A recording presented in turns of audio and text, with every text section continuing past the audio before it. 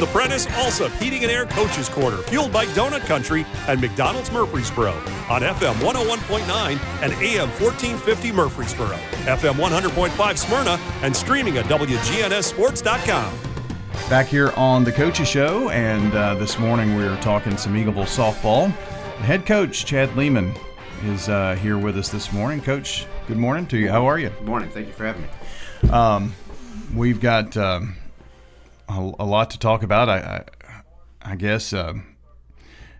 Is there anyone else in Eagleville as busy as you? I don't know, but I enjoy doing it. We're in a great community, and I don't think that I'm as busy as people think I am because I have such great help around me, and that's what always falls back to is just being around great people always makes you look a little bit better than probably you actually are. I guess so.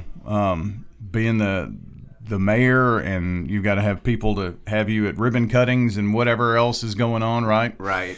And then at the school and your schedule going on there, you have been coaching both middle school and high school softball. Correct. You finally got a little bit of extra help there, I think, right? Yes, I did. Yeah, Coach Crabtree took over the middle school program. She's doing a great job down there, so I was grateful for that. She was able to kind of take that off my plate, so that worked out pretty good. So I do have a little bit of free time as far as that goes. But I do miss doing both. I mean, it was, I know people think I'm crazy, but it's just good to watch the girls grow and come up from middle school to high school and be a part of them from the beginning to the end. And that's one experience that you can't kind of take back. It's just one of those things that is, truly a blessing to be at Eagleville when you're in a K-12 environment like that, just to watch them grow through it. When I think about your journey, you were with high school and then you left high school just to focus on middle school Correct. For a minute, Yeah. and then some things kind of forced you back into high school, and Right. that's when you started doing both. Correct. Yeah, I was stepping down to kind of focus. My son was going to play baseball, and I knew it would be a kind of a clash of both. And so as soon as I stepped down from high school, he decided the next year he wasn't going to play baseball, so it kind of stuck me.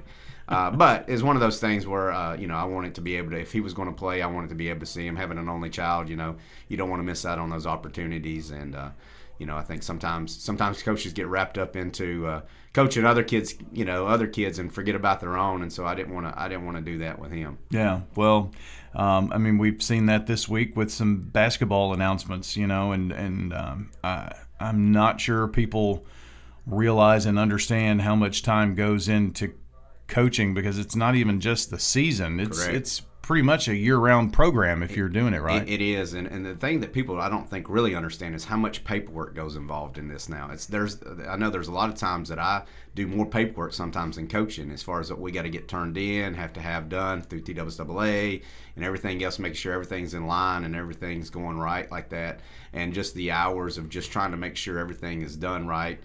Grass cut, everything, make sure that's right. So yeah, I do think people don't understand how many hours coaches do put in, and they're away from now we have cell phones where people can get in touch with you all the time. So just trying to make sure you're checking on people, make sure if somebody gets hurt, make sure you're checking and make sure things are going right. Yeah, it's a 24/7, really. Yeah. And if you want to do it right, that's the way to do it, and that's the way I do it. And like I said, I don't take anything back from that. I enjoy doing it that way, and that's the way I want to make sure my girls feel like their family, or my players always feel like their family feels like their family, so we can communicate and make sure we're doing what's best for the kids. Yeah, even this morning, there's some teams playing today. Rain's coming, moving schedules around. That's the thing that would drive me insane as a spring sports coach. Yeah. Sometimes I think I wish I would have coached an indoor sport and not have to worry about the rain. But yes, and you got to have pretty lenient parents as far as being understanding to be able to move, and I think that's what we have is great for that. Is that your schedule may change on a dime, and you may be playing at 5, all of a sudden you get a call you're playing at 2, and everybody's got to be moving and shaking, and so it's just one of those things that's or a bus breaks down and you got to be able to meet there, or something goes on like that. Yeah, it's crazy. Spring sports.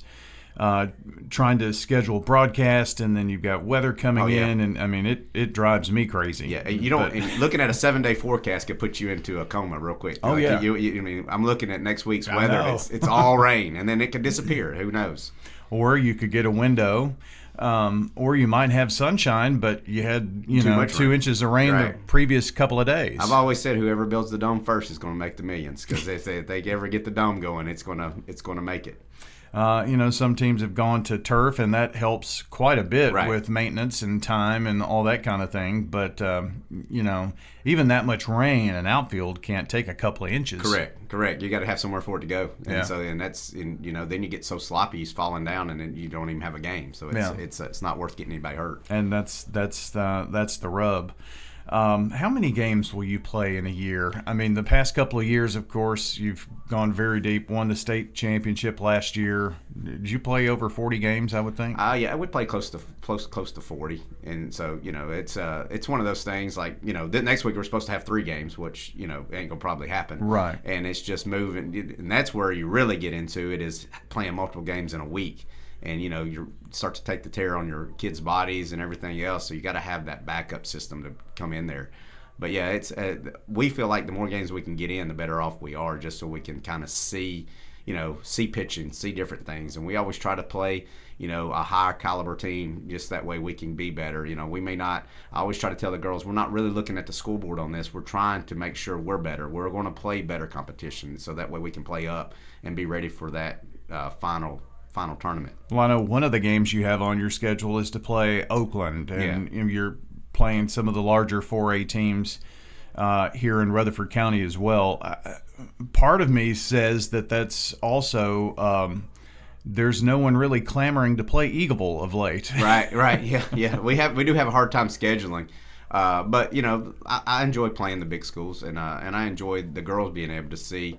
It makes us better to get that through. Like being a young team that we are this year, I just hope they can keep the mindset of the ultimate goal and not the lumps that we may take to get to the ultimate goal. So that's going to be the hard part is trying to figure that out, because you lost a good core of leadership that left, and so you're trying to replace that to say, hey, look, we can still do this. You're just going to take a little bit extra time than we're used to. Yeah, well, it's a form. You have a formula as a coach of how to be successful during the season, and no one likes losing, of course, obviously. Correct. But you do get into those games where this might be an area where we can grow. Right. Yeah, and like we have Liberty Creek this year. We're playing Liberty Creek, who won state last year, and I think they won it past 2 years in a row, 2A.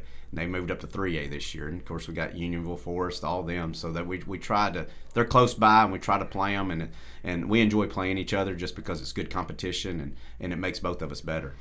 Eagleville girls softball coach Chad Leeman joining us this morning. I mentioned the state tournament run from last year. I'm sure you still get pats on the back, accolades. The just being in the Eagleville community and the pride. You go back to being the first team to win a state championship a few years back. Right. Baseball team was supposed to have that opportunity, and because of the schedule and moving the games around. But since then, you've become kind of a spring sports mecca here in this time frame in the last few years. So a lot of people are happy and proud about that. But every team is different. Every year is different, and you graduated a lot of kids from last year's team, didn't you? Yes, we did. And I think, and even with the team we had last year, it's always a different identity. And we try to tell them that, you can't look at your identity from last year. Your identity is going to change. What is going to be your identity? We got to find what that identity is, and it just goes by playing. What are we going to do? What is going to be our bread and butter?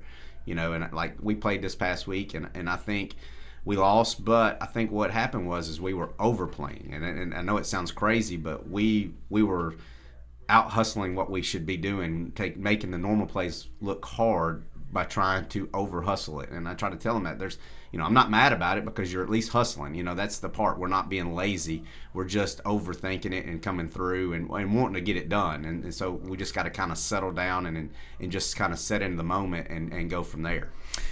So you've had to replace several key positions. Mm-hmm. Which of those? Maybe just take us through the infield and outfield, what you're looking at right now. Well, right now, as of the other night when we played, we had Grimes at catcher, and then we had Flutie at first, and then Presley Holland at second, Ellie Wynn at short, and then Ashton Walker at third, and then in left, Maddie Claire Kendrick, and then in center had Kate Darnell, and then right we had Harrington, and then we had Davenport pitching.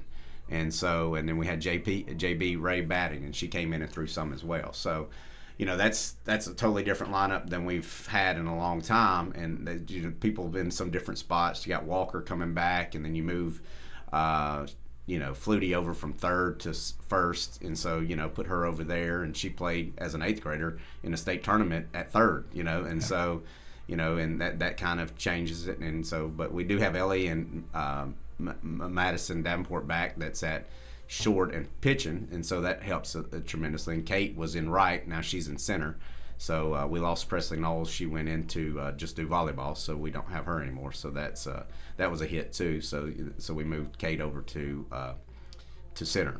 So. Well, you've got some experience, but the experience that some of those girls got were as 8th graders or freshmen. Correct. And but it was important. Yes, and we're young, and that's the thing is that just young on game experience in the high school level, and in that they play travel, but high school's a lot different than travel, and so it's one of those things where you just got to kind of figure it out and you kind of go from there, and just hopefully you start to gel a little bit. And I will say, we got down, but we fought back the other night, and dugout stayed up, so I thought that was good. So as long as we can keep the positive mentality and get through these hard lumps, I think we will be okay. I keep telling them, I said, we can get back if you'll just trust the process. So is your schedule pretty much hard lumps and big teams, then district, and then postseason? Yeah, pretty much. We ride a roller coaster. We have a couple of 1A teams in there, but then we pretty much play up pretty much the whole time, and just trying to, like I said, see good pitching, see what we got. Because in order for, if we can make it to Substate, in Substate you got Humboldt or McEwen coming at you. Not Humboldt, Hollow Rock, Brewston, or McEwen coming at you, which Hollow Rock was in the finals with us last year, and McEwen's got a real good pitcher. And so you got two that you got to try to get through to get to state. So it's a hard course to get there, but you got to play competition in order to get to see that. And your girls are kind of the hunted. Yes, the target's on our back, and that's the thing that they don't realize too. Like, everybody's going to celebrate a victory over us, and they're going to say they beat the champions from last year. And you got to get that out of your head and just realize, hey, we're a different team than we were last year. That year's over. We're going to roll on to the next year. So you're not only a coach but a psychiatrist. Correct. I think there ought to be more psychology in the coaching degree than there ought to be in anything. I can only imagine. So your schedule and all of that information, where's the best place for people to find out? I always tell people, you need to follow something that is an immediate source of information for that team, and a lot of times that's X. Yeah, and we're on Twitter, EAG Softball, I think is what our Twitter account handle is. And so that would be, hey, our game's moved up, we're going to have to play at this time. Especially in the winter form, in the spring form of what we got going on, it could move at a heartbeat. Like, we already moved Monday's game because of Sub-State. So our boys are playing a Sub-State game. Looks like rain's rolling in. We were kind of in a tight window, so I called Oakland, and Coach P was very supportive of being able to, for letting us get out of that, and hopefully she could find somebody in time to replace us with that. But being a small community, we want to be there to support our guys and make sure we're supporting each other. And Oakland's playing too, correct. So there's some conflicts there on the road. So that's just part of shuffling around. Correct. Yeah, it's a magician. I like to say we're the magicians is what we are. Well, hats off to you for doing all that. Well, I hope folks will get out to see Eagleville softball this season. We hope to see you out on the softball field sometime soon, Coach. All right. Well, I appreciate it. Thank you for all y'all do. We do appreciate when y'all come out and recognize our girls and everything. Yes, we do appreciate it. Always a lot of fun. Eagleville softball coach Chad Leeman joining us here on the Prentice Allsup Heating and Air Coaches Corner. We'll be back with more coming up here in a few minutes.